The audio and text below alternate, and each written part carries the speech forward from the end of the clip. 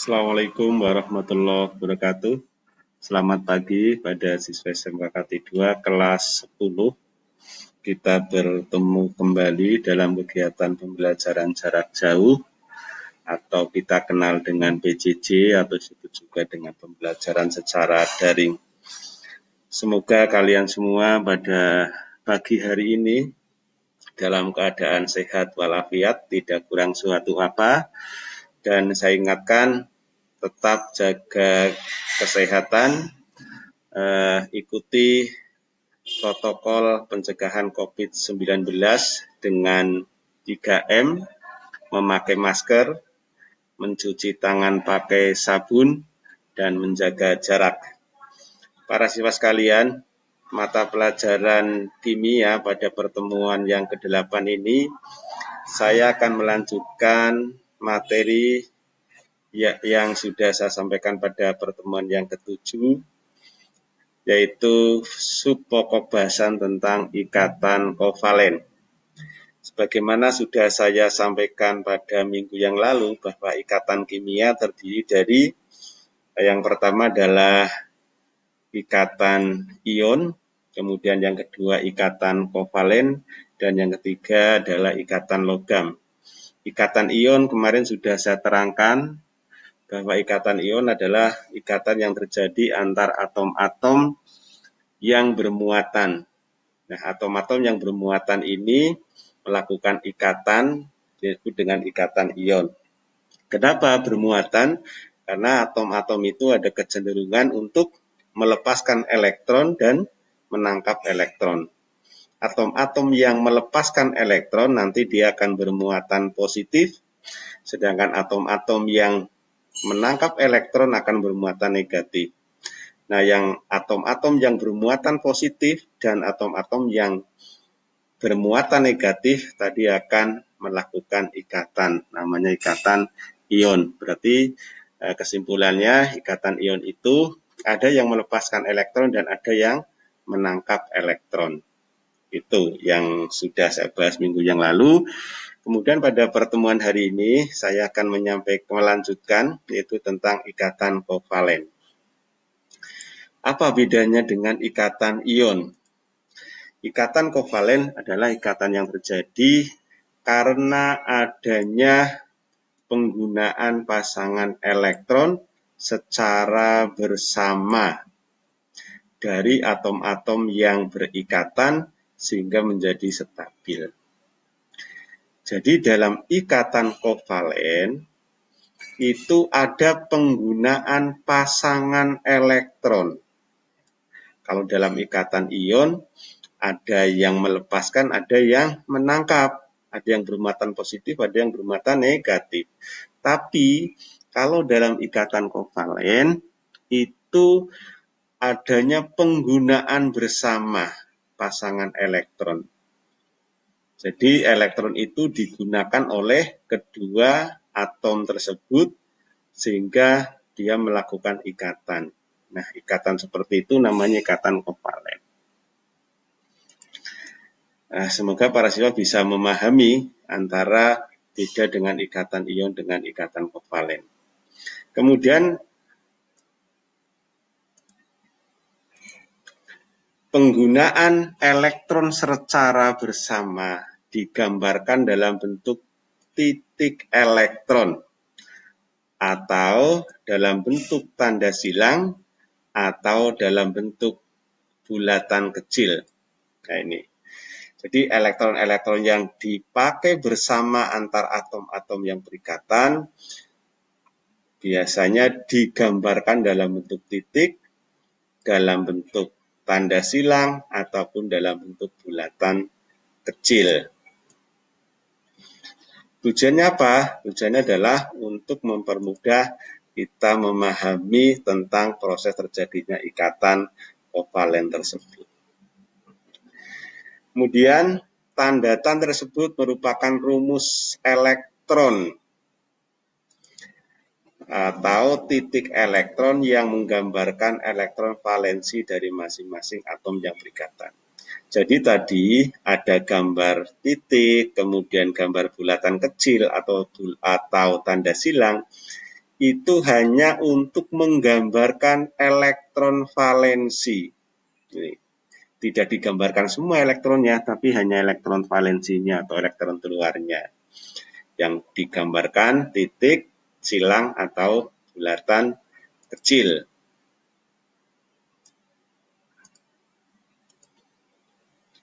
Kemudian dalam membentuk suatu ikatan,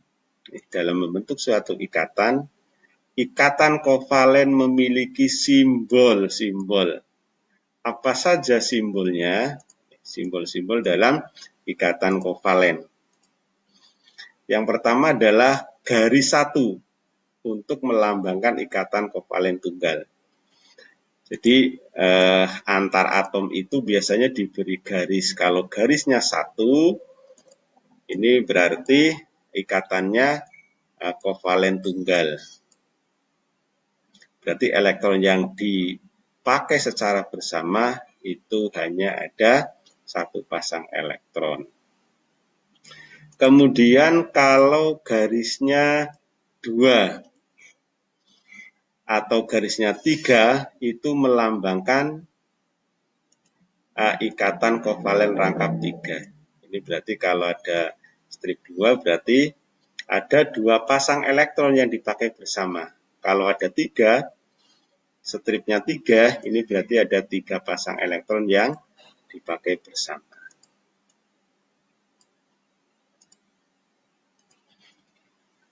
Sedangkan ada satu lagi, kalau yang dipakai adalah tanda panah antar atom.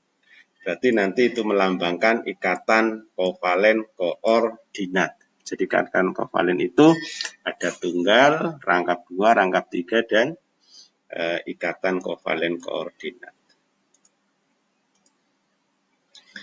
Oleh karena itu terdapat ikatan kovalen tunggal, ikatan kovalen rangkap 2, dan ikatan kovalen koordinat. Sekarang mari kita lihat contoh-contoh untuk ikatan kovalen. Yang pertama adalah ikatan kovalen tunggal. Misalnya molekul apa atau senyawa apa yang terjadi hasil ikatan antara atom H dengan atom Cl. Nah, angka 1 di sini, ini angka 1 di sini itu menunjukkan jumlah elektron atom H, dan angka 17 ini di depan Cl itu menunjukkan jumlah elektron dari Cl. Langkah-langkahnya adalah ini kita tulis dulu konfigurasi elektronnya. Atom H ini punya 1 elektron. Karena dia hanya punya 1 elektron, maka konfigurasinya ya 1. Kemudian atom Cl ini di sini ada angka 17, berarti dia punya berapa elektron? Punya 17 elektron. Bagaimana konfigurasinya? Masih ingat kembali, kulit pertama berisi 2, kulit kedua berisi 8, kulit ketiga berisi 7. Ini 2, 8, 10, punya 17, berarti sini masih 7. Nah, dari sini bisa kita lihat bahwa atom H itu elektron keluarnya 1. Supaya stabil, dia menganut teorinya duplet. Harus berapa? Harus 2. Nah, ini harus 2. Berarti kurang 1. Kemudian sekarang atom Cl. Atom Cl supaya stabil elektronnya, elektron keluarnya berapa ini? 7. Supaya stabil jadi 8. Berarti kurang berapa? Kurang 1. Berarti atom H ini kurang 1, atom Cl juga kurang 1. Kemudian menurut teorinya oktet dan duplet, supaya stabil tadi kalau Cl berarti ini kurang 1, supaya 8. Kalau H ini juga kurang 1, karena harusnya 2. Sama-sama kekurangan elektron. Nah, bagaimana? Karena sama-sama kekurangan elektron, menurut Lewis, Ini digambarkan seperti ini. Atom H punya 1 elektron. Ini atom H punya 1 elektron. Mana elektronnya atom H? Nah, elektronnya atom H adalah ini, digambarkan di sini. Ini adalah elektronnya milik atom H. Diberi bulatan kecil. Ini tadi juga sudah ada keterangannya. Atom H elektronnya bulatan kecil di sini. Warna hijau. Kemudian atom Cl punya berapa elektron valensi? 7. Nah, elektron valensi dari atom Cl ini digambarkan seperti ini, yaitu dengan tanda silang. Dan elektronnya harus berpasangan, 2-2. Ini 1, 2, 3, 4, 5, 6, 7. Nah, atom Cl elektron valensinya 7. Digambarkannya begini. Cl. Padahal supaya stabil, atom H elektronnya harus 8. Dia hanya punya 1, berarti kurang 1. Kemudian atom Cl. Supaya stabil, elektron valensinya harus 8. Dia hanya punya berapa? Hanya punya 7, berarti kurang 1. Berarti atom H dan atom Cl sama-sama kurang 1. Karena sama-sama kurang 1 elektron, maka atom H dan atom Cl itu saling menyerahkan atau saling menggunakan bersama elektron. Nah ini. Sehingga terjadi di sini ada pasangan elektron yang merupakan gabungan dari elektron atomnya H dan elektron atomnya Cl. Ini yang elektron di sini, ini adalah elektron miliknya H dan miliknya Cl. Ini disumbangkan, dipakai bersama-sama. Jadi milik H juga milik Cl. Maka seperti ini. Sekarang kita hitung berapakah elektron H sekarang. H dia hanya punya 1, disumbangkan dari oleh Cl. Jadinya 1, 2. Sekarang 2-2. Sudah memenuhi kaidah duplet tadi. Dan dia stabilnya H itu kalau 2. Sekarang Cl. Ada berapa elektronnya? 1, 2, 3, 4, 5, 6, 7. 7 miliknya sendiri. Nah, 1 elektron itu miliknya H, tapi dipakai bersama. Nah, ikatan seperti inilah karena ada penggunaan elektron bersama-sama. Mana elektron yang digunakan bersama-sama? Ini. Maka ikatan yang terjadi antara atom H dan atom Cl itu namanya ikatan kovalen. Penggunaan bersama elektron dari kedua atom yang melakukan ikatan. Ini seperti ini kalau digambarkan.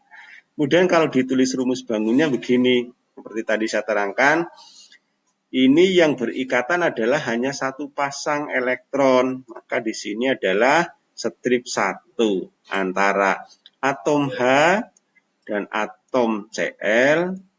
Ini ada strip 1 di sini. Artinya hanya ada 1 pasang elektron yang dipakai bersama. Oke. Saya harap narasiswa bisa mengikuti pembelajaran saya, yaitu tentang ikatan kovalen yang pertama, yaitu ikatan kovalen tunggal. Saya lanjutkan ikatan kovalen yang rangkap 2. Sebelum saya ke rangkap 2, ikatan antara atom Cl dengan Cl, kira-kira itu senyawanya atau molekulnya apa? Kita lihat. Atom Cl berapa? Punya 17 elektron. Konfigurasinya berarti 2, 8, dan 7. Yang Cl1-nya berarti sama ya. Ini 17 elektronnya. Konfigurasinya 2, 8, dan 7. Supaya stabil, atom Cl harusnya berapa? 8. Ini juga harusnya berapa? 8. Masing-masing punya 7. Supaya jadi 8 kurang berapa? Kurang 1. Maka ini kita gambarkan atom Cl.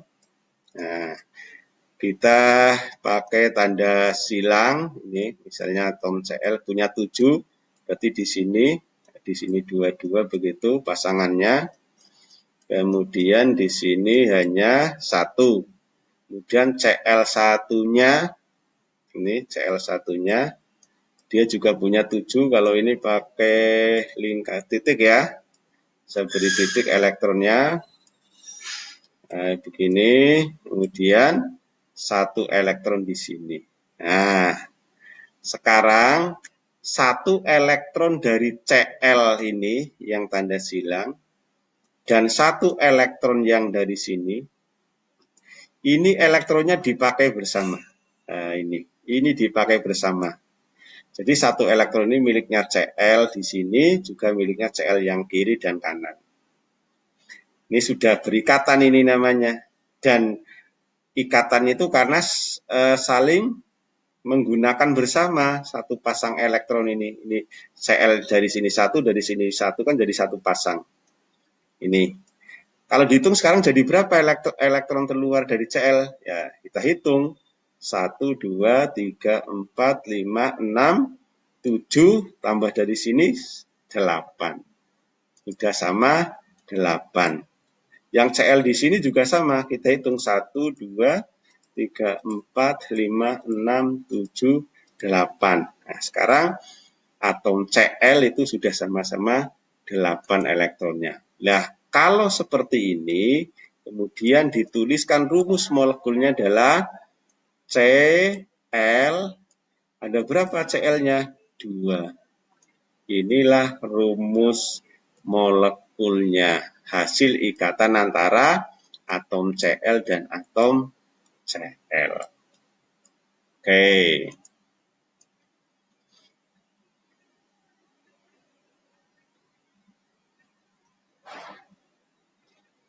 Saya hapus dulu coretan-coretannya.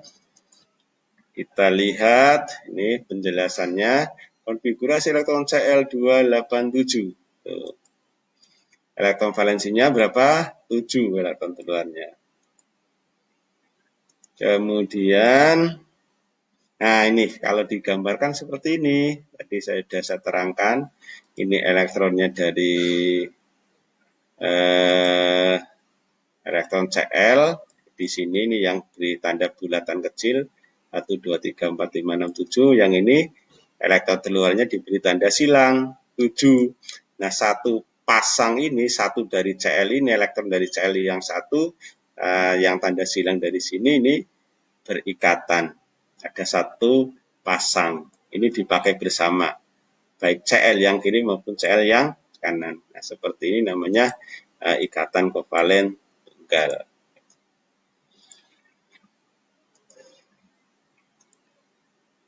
Sekarang bagaimana kalau ikatan kovalennya rangkap 2? Misalnya ikatan dalam molekul SiO2.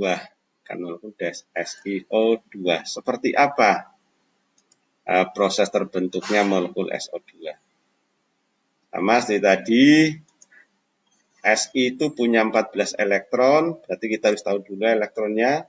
Konfigurasinya 2, 8, dan 4. Jadi elektron valensinya hanya 4. Oksigen punya 8 elektron, konfigurasinya 2 dan 6. Berarti elektron valensinya berapa? 6. Ini elektron valensinya 4, ini juga 4. Berarti apa? Ini kurang 4, yang O kurang 2. Bagaimana proses melengkapi elektron tadi? Kita lanjutkan. Nah, ini Si tadi hanya punya 4 elektron. Nah, ini digambarkan ini. Ini adalah elektron valensi dari Si, punya 4. Nah, supaya 8 dia kan kurang 4. Sekarang O. O itu punya berapa elektron tadi elektron valensinya? Punya 6. 1, 2, 3, kemudian 1, 2, 3, 4.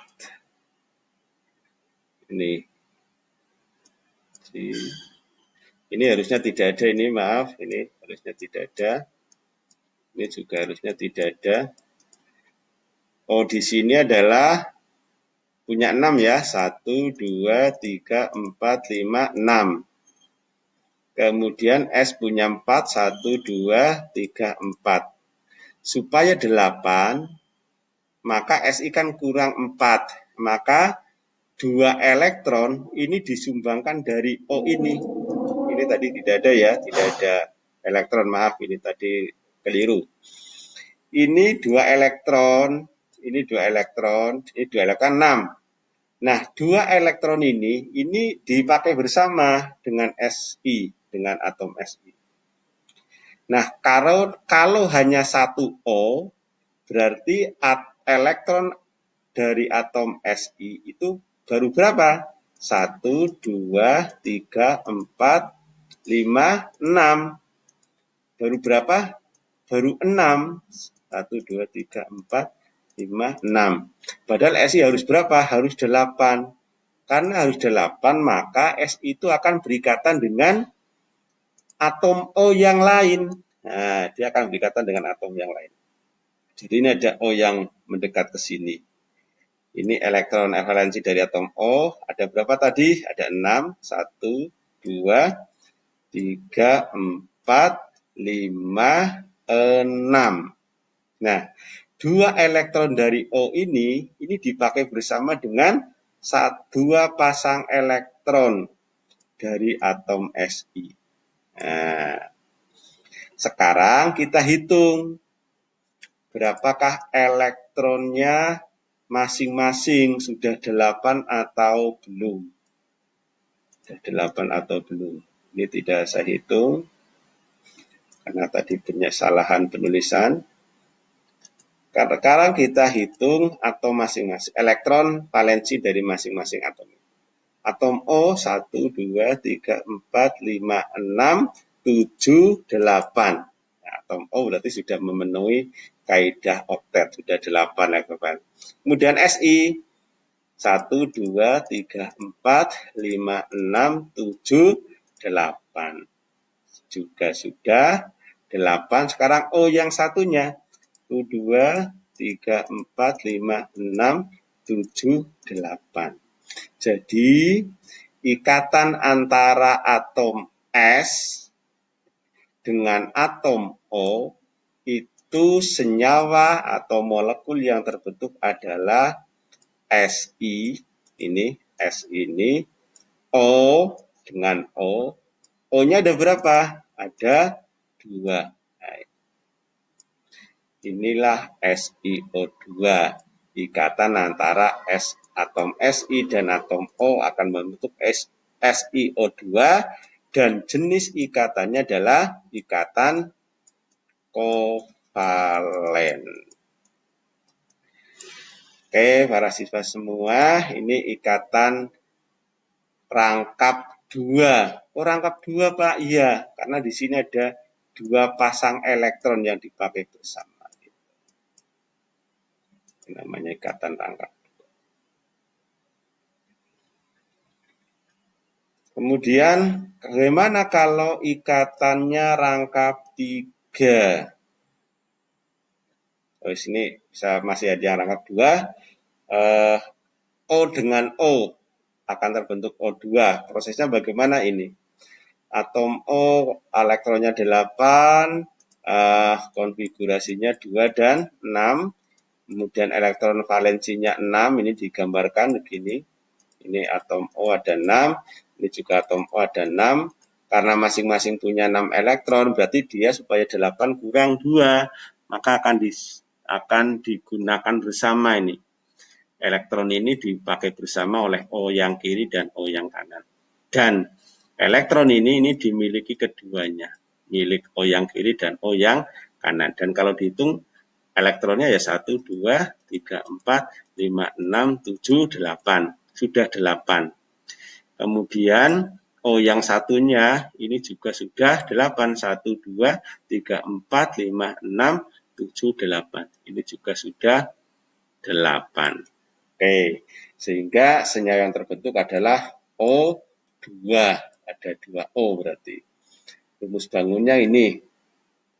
Stripnya 2. Kenapa? Karena ada 2 pasang elektron yang dipakai bersama. Oke, saya hapus dulu. Kita lanjut ke yang rangkap 3. Apa misalnya ikatan antara N dengan N. N itu punya 7 elektron. Bagaimana proses pembentukannya? Seperti ini. N itu punya 7 elektron. N punya 7 elektron. N punya 7 elektron. Konfigurasinya 2 dan berapa, Mas? 2 dan 5. Ini kan dia punya 7. Konfigurasi elektron pertama, kulit pertama berisi 2, kulit. Kemudian N yang satunya ya sama. Konfigurasinya sama N, berarti 2 dan 5. Kita lihat elektron valensinya, 5.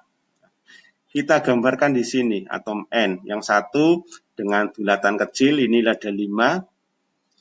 Ini elektronnya.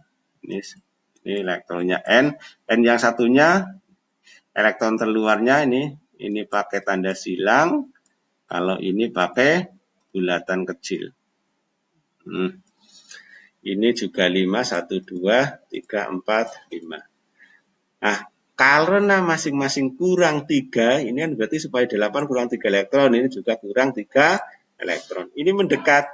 Nah, kalau mendekat, ini 3 pasang ini dipakai oleh kedua atom tadi. Ini mendekat di sini. Sehingga sekarang jumlah elektron terluarnya jadi 8. 1, 2, 3, 4, 5, 6, 7, 8. Kenapa? Karena ini miliknya N kiri dan N kan. Ini juga 1, 2, 3, 4, 5, 6, 7, 8. Ini. Kemudian seperti ini, biasanya ditulis. Bagaimana? N, ada berapa pasang nih? Ada 3. Ikatan rangkap 3. Oke. Dan senyawa yang terbentuk adalah N-nya ada berapa? Ada 2. Maka senyawa itu adalah N2. Itu ikatan kovalen rangkap 3. Kemudian saya lanjutkan untuk ini sama dengan tadi. Kalau digambarkan seperti ini ikatan rangkap 3-nya. Karena ada 3 pasang elektron yang dipakai bersama-sama. Kemudian satu lagi yaitu ikatan kovalen koordinasi.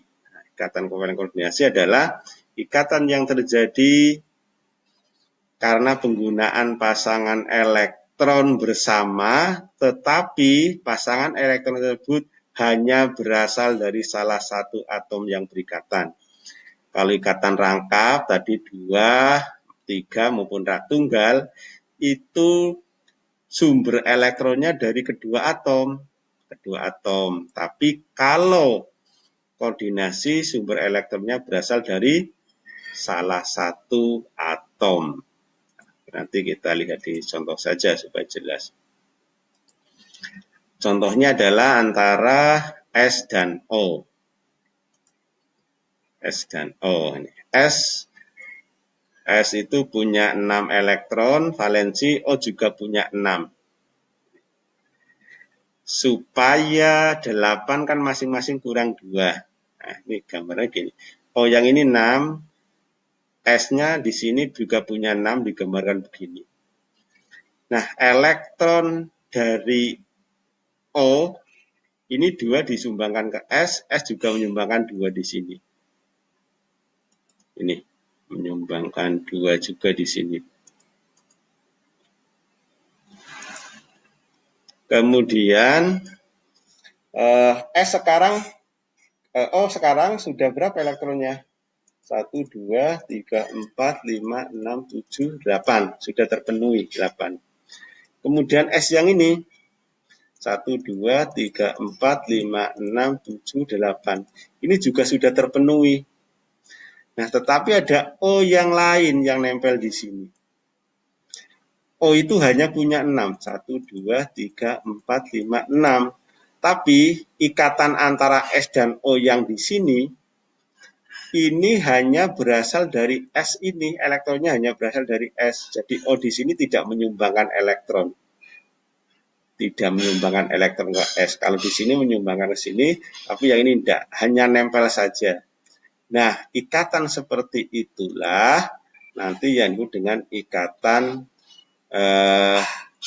kovalen koordinasi. Artinya apa? Ikatan yang pasangan elektron itu hanya berasal dari salah satu atom. Ini berarti dari mana elektronnya? Hanya dari S saja. Dari O tidak menyumbangkan apa? Tidak, karena dia hanya punya 6. Ini. Tapi sekarang di sini elektron di sini ini dipakai oleh O dan oleh S.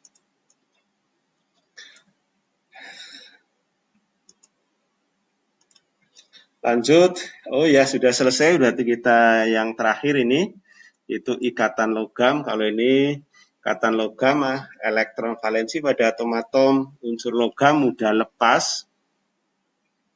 Ini mudah lepas. Kenapa mudah lepas? Karena memiliki elektronegatifan yang rendah dan energi ionisasi yang kecil. Sehingga menyebabkan atom tersebut akan berubah menjadi ion positif yang berada di tengah lautan elektron yang bergerak bebas, saling tarik-menarik. Interaksi tarik-menarik itulah yang dengan ikatan logam. Jadi ikatan logam itu tidak seperti pada ikatan ion maupun ikatan kovalen. Ini terjadi ikatan antar atom-atom tersebut karena adanya keelektronegatifan dan energi ionisasi. Nanti secara lebih lengkap para siswa bisa membaca di materi yang sudah saya sampaikan. Kemudian yang berikutnya ini sifat-sifat senyawa akibat dari senyawa itu ikatannya secara ionik maupun secara kovalen. Jadi suatu molekul atau suatu senyawa yang hasil ikatan dari ikatan ion maupun senyawa dari hasil ikatan kovalen itu akan memiliki sifat-sifat yang berbeda. Nah, berbedanya di mana saja di sini. Titik lele dan titik didih, wujud, pada suhu kamar, kemudian menguap, dan seterusnya. Nanti para siswa bisa dibaca sendiri dan ini mudah dipahami. Titik lele dan titik didih pada senyawa ionik, didihnya bagaimana? Tinggi. Kalau kovalen rendah. Misalnya senyawa ionik, misalnya apa ya? Garam dapur itu titiknya tinggi, titik lelenya juga tinggi. Tapi pada senyawa kovalen, misalnya HCl, pada LPG dan seterusnya, itu titik didihnya rendah. Wujudnya apa? Pada suhu kamar. Nah, kalau ionik padat, kalau kovalen bisa padat, bisa cair, bisa gas. Mudah menguap, kalau ionik non volatil, tidak menguap. Kalau senyawa kovalen volatil, bisa menguap. Dan seterusnya, silakan, ini materinya mudah dipahami, jadi para siswa bisa dibaca sendiri. Oke, para siswa sekalian, untuk jenis ikatan kovalen dan ikatan logam seperti tadi penjelasan saya. Sebelum saya akhiri pertemuan yang ke-8 ini, silakan nanti para siswa setelah mengikuti dan menyimak video ini, kalian bisa langsung mengerjakan kuis yang sudah saya siapkan. Silakan dibuka linknya dan wajib diisi dan dikerjakan. Kalau memang pertanyaannya itu harus dikerjakan di buku, ya silahkan nanti para siswa kerjakan aja di buku catatan. Kemudian setelah mengisi kuis, nanti siswa juga harus absen untuk kehadiran. Berarti ada 4 link yang nanti dibuka, termasuk di dalamnya adalah materi PDF atau materi referensi yang sudah saya siapkan. Terima kasih, kita berjumpa di pertemuan berikutnya. Dan insya Allah kalau tidak ada halangan nanti pertemuan yang ke-9 saya akan menyampaikan kuis untuk mengetahui seberapa jauh kemampuan kalian memahami untuk bab ikatan kimia. Kurang lebihnya mohon maaf. Assalamualaikum warahmatullahi wabarakatuh.